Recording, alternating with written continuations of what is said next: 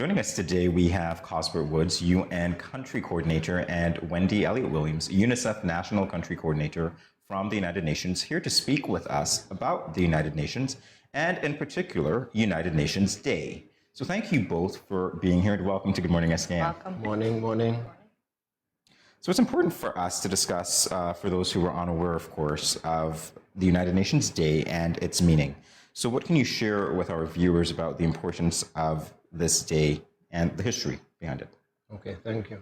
Well, first off, the United Nations, it's an intergovernmental organization that was established on October 24th, 1945, with 51 members.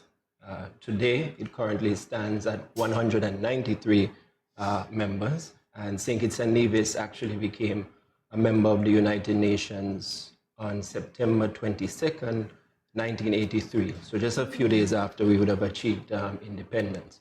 Now, the purpose of the United Nations is basically to provide a multilateral forum for the various nations to come together, to deliberate on certain matters and agree to take collective actions in relation to matters such as peace and security, promoting human rights, providing humanitarian aid in the event of countries suffering from maybe a natural disaster or emergency situation, promoting climate change and sustainable development, and also in relation to upholding international law.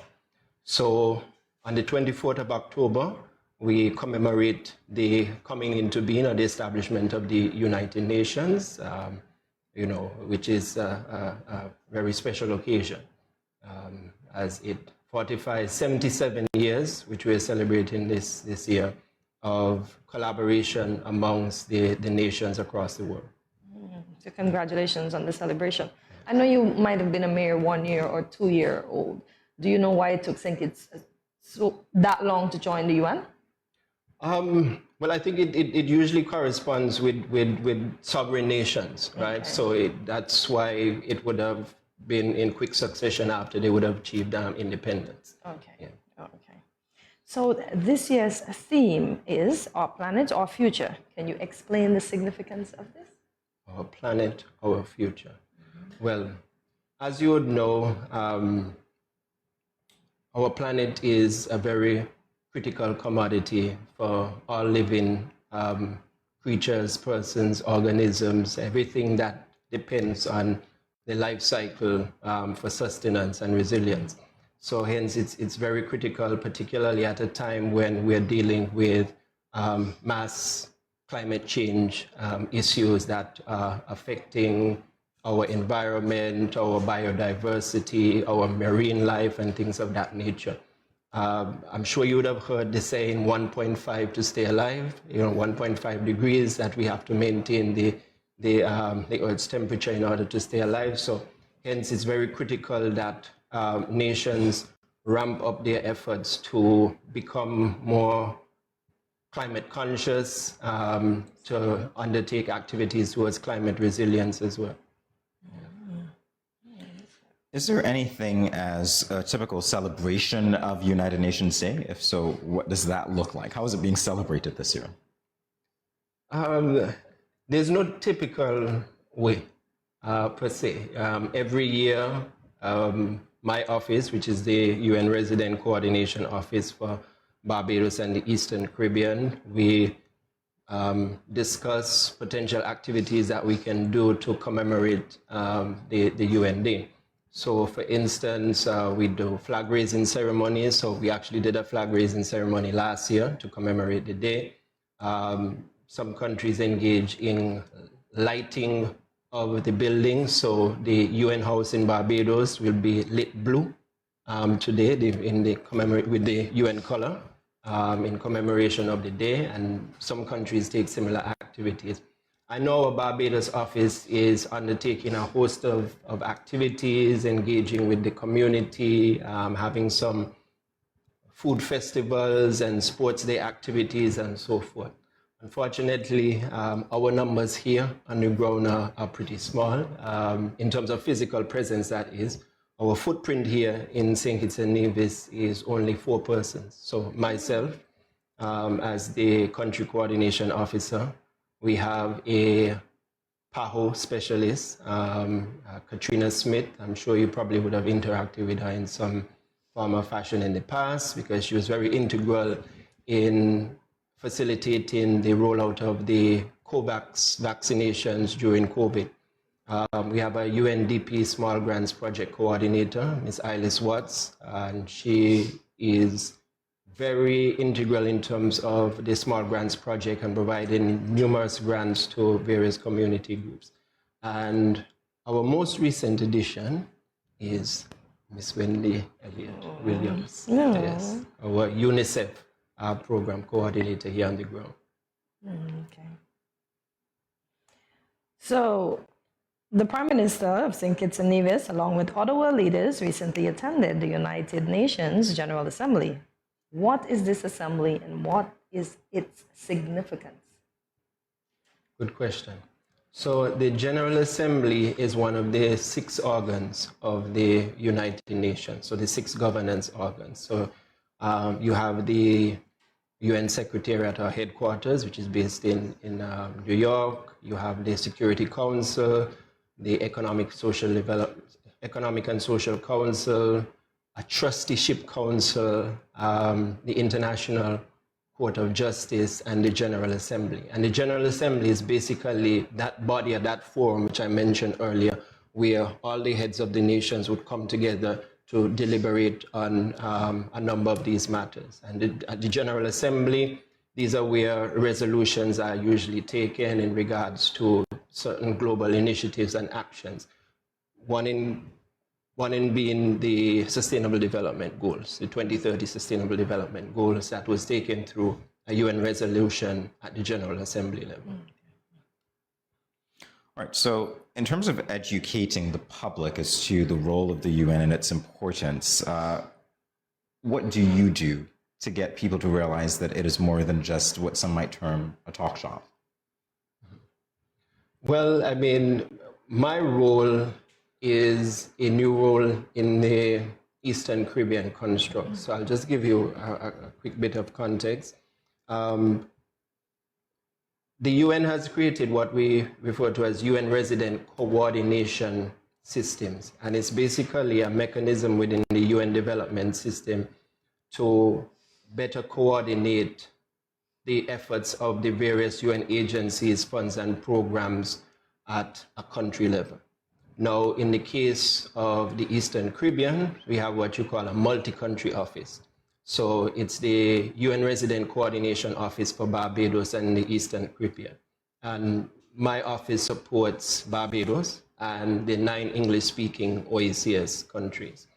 And in the 6 independent OECS countries, they would have recruited country coordination officers, of which I am the representative for St. Kitts and Nevis, and I have 5 counterparts in the other OECS countries. And our role basically is to serve as an interlocutor between the government and the various UN agencies to help to mainstream and coordinate the UN programs on the ground.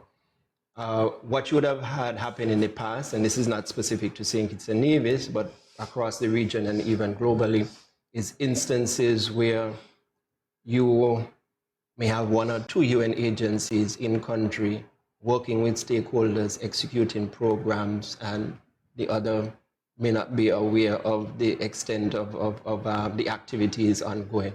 So with this new coordination system for the region, it is trying to strengthen the delivery of the UN's resources, its services, its development assistance for small island developing states in regards to their implementation of the Sustainable Development Goals. So we work with the government, we try and engage stakeholders in terms of civil society and the private sector as well.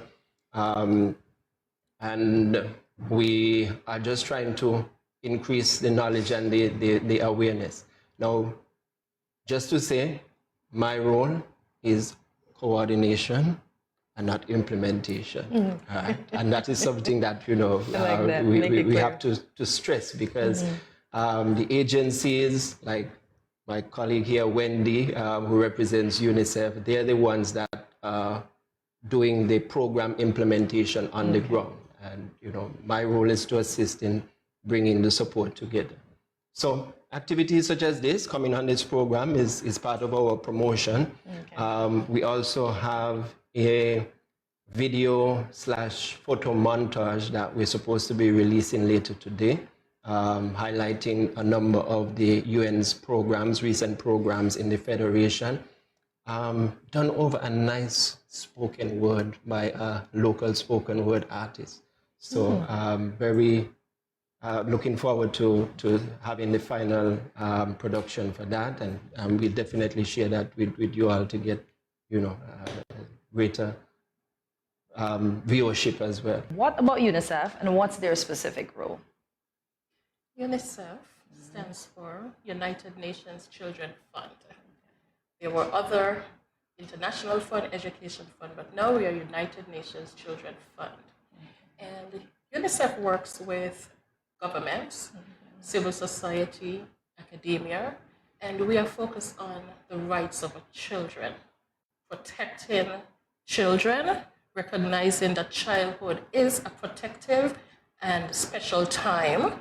We, for the Eastern Caribbean area, our vision for 2022-2026 is an Eastern Caribbean where children receive appropriate, quality education, they live a life that is protected, free from poverty, violence, abuse.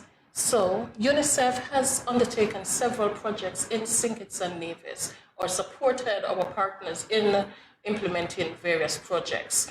Teen mothers in education. Presently, we have 3 new projects, new exciting projects. One recently launched with Cosbert and the other a few other UN agencies, ILO, World Food Program, UNESCO. And this is the joint program, which we are very excited about. It spans 4 OECS countries, including the OECS. This program is entitled the Joint Program on Resilient Caribbean. And what we are trying to do is to support countries to train and engage their youth, and also to improve social protection delivery. We're very excited about this, and UNICEF, we're here. We've been here in St. Kitts and Nevis. There's another program which we are providing technical assistance to, quite new and quite timely, of course. This is technical assistance for child justice and child protection reform. So that will be launching in the new year. Thirdly, we're also providing technical assistance for a youth engagement strategy, looking at climate change and climate resilience. Not just, okay, the youth thinks this or wants this, but actually engaging them, coming up with a strategy of how we can get their voice to influence their lives and wider society life. Yeah, the future indeed. So in relation to that last statement, is that the way that UNICEF embodies this year's UN theme? Is that one of the ways that you embody this? Yes, our focus is on children and youth. The Convention on the Convention on the Rights of a Child, of which St. Kitts and Nevis signed in 1990, we support governments in achieving and implementing that treaty. So working with youth, working with children, addressing poverty issues, and for UNICEF, an area which we are now venturing into, climate resilience, as Cuthbert earlier mentioned, it is a critical area which St. Kitts and Nevis has recognized, and we are lending support to getting the youth voice out there. The SDGs, we know there are 17 of those. Yes. So how do the different offices support countries in achieving these? The different agents, when you say... Different offices support the countries in achieving these. Okay, all right. You mean the resident coordination office? Well, I'm not. It just said different offices. Okay. Well, in terms of the Well, I'll assume that when you refer to offices, you're speaking about the different UN agencies, funds, and programs, right? So in terms of how they support the Sustainable Development Goals, this support is captured in 6 broad areas, right? One, looking at COVID recovery. Now, COVID would have really set back all the nations in terms of the progress and the activities that they were undertaking in regards to implementation of the 17 Sustainable Development Goals. So a number of programs being coordinated by the various agencies with support from the UN Resident Coordination Office are focusing on matters looking at building back better, working to empower the youth, women, other vulnerable groups in societies to ensure that no one is left behind. Right? Another area of focus is on data management, right? Enhancing data management systems. Now, data is a serious issue. Well, the lack of utilization of data is a serious issue, not only in St. Kitts and Nevis, but in the wider region. And through support from different agencies like UNDP, FAO, UNIDO, we will be working with the government to enhance data management systems to improve our ability to collect, analyze, and utilize data in terms of policy making, right? It's also critical too for keeping track of St. Kitts and Nevis's progress on the Sustainable Development Goals, because this is an area where activity is taking place towards achieving the various targets, but not in all instances is the information being captured and reported on. So we want to strengthen that mechanism going forward. Another area looks at supporting climate resilience and support for natural disaster preparedness, response, and recovery as well. Again, being small island developing states or small vulnerable economies, we are very susceptible to climate change and the effects of natural disasters and so forth. So a great emphasis has to be put on building our resilience. The Prime Minister who you had on the program a few weeks ago, you would have heard him speak about developing a sustainable island state or climate resilient state for St. Kitts and Nevis. So that's something that we're very keen on working with the government on to ensure that we can provide the necessary supporting mechanisms. So we're working with agencies such as the Ministry of Environment. NEMA as well is a key partner for us in this endeavor. Digitization, creating a digital economy, a dynamic digital economy for St. Kitts and Nevis. A number of agencies are providing support in that regard to assist us assist the Federation, that is, in digitalizing a number of the services to improve the level of efficiency as well. And social protection, right? I think that is a very critical component. Wendy just spoke about the joint program that we launched, which is geared towards strengthening social protection systems. We also have a number of programs being supported by the Office with responsibility for human rights, or Human Rights Council, to work with persons with disabilities and elderly within the Federation. So there is a program that is being coordinated with the Ministry of Social Development that will look at strengthening the awareness amongst the general population with regards to sensitizing them on the issues that persons with disabilities have, and how we can better cater to them and ensure that they are able to better participate within society. So that's a project that we'll be rolling out hopefully within the next month. Lovely.